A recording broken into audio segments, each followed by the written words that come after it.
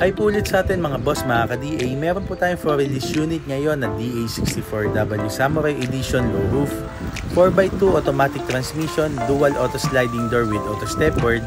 Ayan, ganyan po yung ating back glass mga boss, buo po yan, medium tint ang pinalagay ng ating buyer.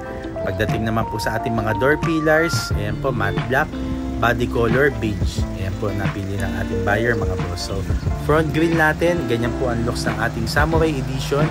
Ayan, yung kanyang fog lamps. Pagdating naman po sa mga auto sliding door, kasama na po yan. Ayan, so ang ating naman po nga 14-inch original alloy rims from Japan. Ayan, nakakabit na po yan nung dumating ang unit. So sa ganitong setup, ibinalik lang po natin ang original looks from Japan. Importante, malinis ang pagkakagawa at naka full PMS po tayo mga boss. Ayan. So pagdating naman po sa ating interior mga bossing, ayan, silipin po natin. Ito po ang ating power side mirror. Okay, so ayan po ating power windows. So all power po tayo mga boss. Pagdating po sa ating dashboard, ito po yung ating pagkakagawa mga boss. Malinis na malinis po yan at back to original po tayo. Pati po ang kanyang kulay at kanyang texture, yan binalik lang po natin sa dati. So pagdating po sa conversion, brand new original left hand po ang kinabit natin dito sa ating conversion. So dalawa po ang options ng ating buyer. Pwede rin po tayong baki-baki or yung double secondary gearbox po. Ayan. So importante po yung safety pagdating sa conversion at malambot po ang aming manibela mga boss. Ito po ang ating seat cover.